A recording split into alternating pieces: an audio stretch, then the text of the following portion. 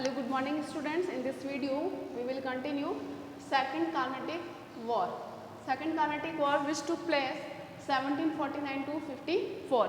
इस time duration के बीच में सेकंड कार्नेटिक वॉर हुआ था और हमें मालूम ही है कार्नेटिक वॉर्स किन के बीच में हुए थे, French East India Company and British East India Company, इन दोनों के बीच में कार्नेटिक वॉर हुआ था। क्यों हुआ था? To establish their monopoly in Indian empire on over Indian empire, कि जो इंडियन एम्पायर था उस पर अपनी मोनोपोली इस्टेब्लिश करने के लिए इनके बीच में वॉर हुआ था। सेकंड कार्नेटिक वॉर जो हुआ था 1749 से 54 के बीच में हुआ। ओके, इसका रीज़न क्या था कि जो रूलर्स थे, rulers of Carnatic and Hyderabad, दोनों के रूलर्स क्या हो चुके थे, मर चुके थे। The rulers of the Carnatic and Hyderabad died and the battle of succession, और जो बैटल था सक्सेशन का यानी कि उत्तराधिकारी के लिए जो बैटल था वो स्टार्ट हो गया था। And both the Britishers and French, ये दोनों अलग अलग ग्रुप को क्या कर रहे थे, सपोर्ट कर रहे थे। लाइक कार्नेटिक ग्रुप को कौन सपोर्ट कर रहा था, ब्रिटिशर्स कर रहे थे, और कार्नेटिक वॉर के बाद को कौन सपोर्ट कर रहा था, कार्नेटिक सक्सेसर को ब्रिटिशर्स सपोर्ट कर रहे थे, और हैदराबाद के सक्सेसर को कौन सपोर्ट कर रहा था, फ्रेंच सपोर्ट कर रहे थे। तो इस तरीके से इनके बीच में अपोजिट ग्रुप को सपोर्ट करने की वजह से सेकंड कार्नेटिक वॉर हुआ 1749 एंड 54 के बीच में। इन 1751 के अंदर क्या होता है कि Robert Clive led the British troop to capture airport, ये ब्रिटिश सेना को लेकर के चलते हैं एयरपोर्ट पर कब्जा करने के लिए, and successfully they captured airport, और ये एयरपोर्ट पर कब्जा भी कर लेते हैं। This war ended with the treaty of Pondicherry, ये एंड होता है treaty of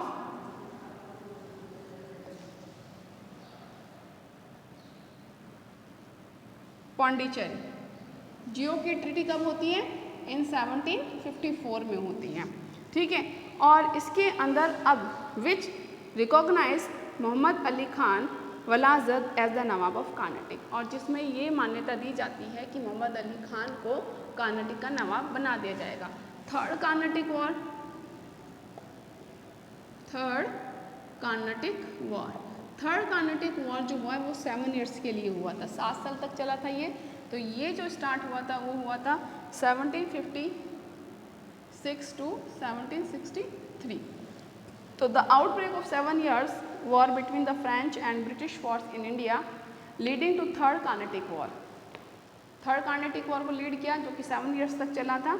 the war concluded with the signing of the treaty of Paris, and this war ended with the treaty of Paris. ये जो वॉर एंड हुआ कि कौन सी treaty के साथ में हुआ, treaty of Paris. Treaty of Paris which took place in 1763। इसमें क्या होता है, which return according to this treaty the Chandernagore and Pondicherry to France. इसके अंदर चंद्रगौर और पौंडीचेरी किसको दे दी जाती है, फ्रांस को दे दी जाती है। मतलब इन दो जगह पर फ्रांस अपना ट्रेड फैक्ट्रीज को इस्टेब्लिश कर सकता है।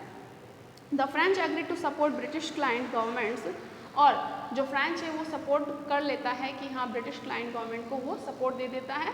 एंड पौंडीचेरी किसको दे दिया जाता है, फ्रेंच को दे दिया जाता है according to the treaty of Paris, thus ending French ambition of an Indian empire.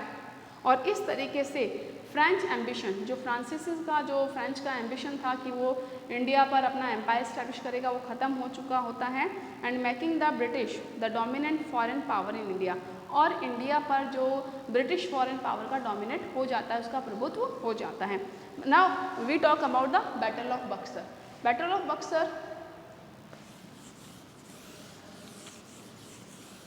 ये भी बंगाल के नवाब के साथ में हुआ था। अगर आपको याद है कि बंगाल नवाब के साथ में ब्रिटिश ईस्ट इंडिया कंपनी का एक बैटल कौन सा हुआ था, बैटल ऑफ प्लासी।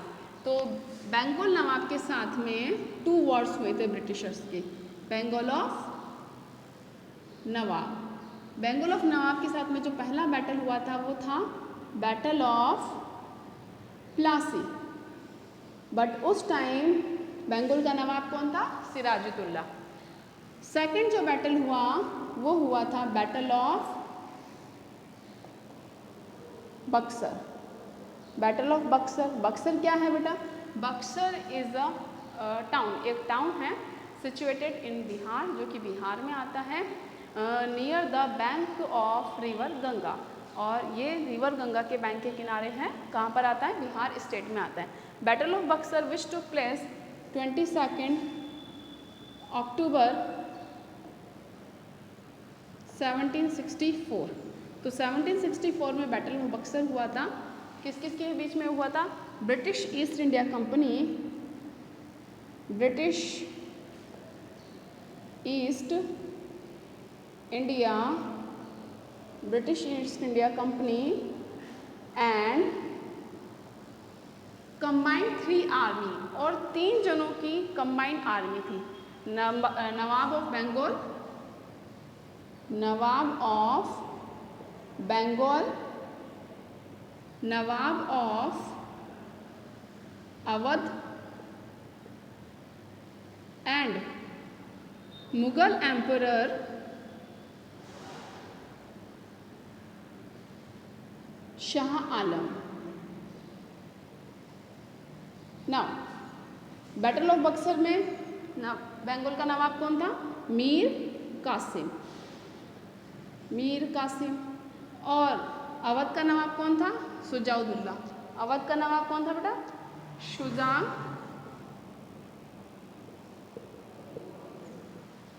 शुजाउद्दौला। तो इस तरीके से इन तीनों की कंबाइंड आर्मी ने वॉर किया था। किसके साथ में? ब्रिटिश ईस्ट इंडिया कंपनी पर at the place Buxar, Buxar के मैदान में। और वो कब लड़ा था? 22 अक्टूबर 1764 में। अब मैं रीज़न बताती हूँ क्या रीज़न था। रीज़न क्या हुआ कि after the battle of Plassey, battle of Plassey के बाद में when company got the victory in this battle, company appointed Mir Jafar as a nawab of Bengal. तो बंगाल का नवाब किसे बना दिया गया था? मीर जाफर को बना दिया गया था। किसे बनाया था बेटा? मीर जाफर को।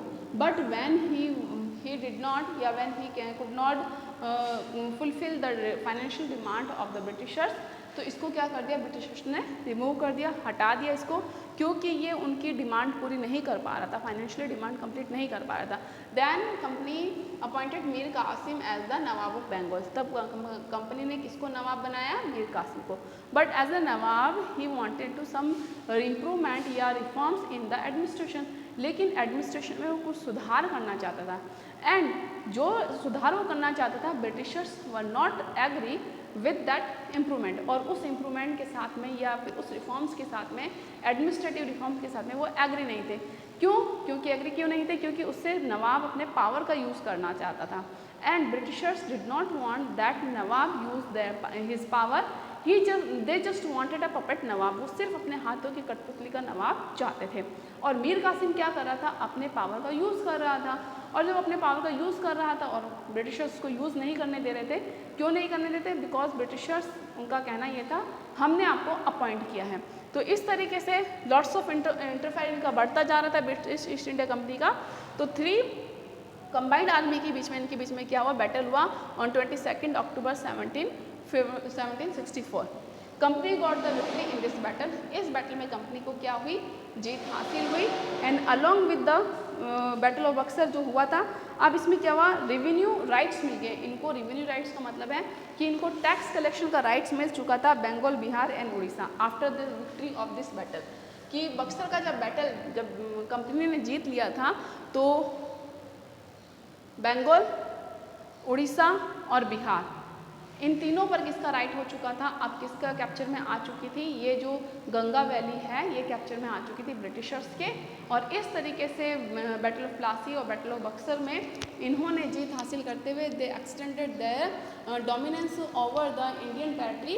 और अब इसके बाद में जो हमारा टॉपिक है वो है annexation of Mysore and Marathas, कि कैसे पहले तो उन्होंने बंगाल को अपने कब्जे में किया, आफ्टर दैट बिहार को अपने कब्जे में किया, अब वो मराठा और मैसूर को कैसे कब्जे में करेंगे।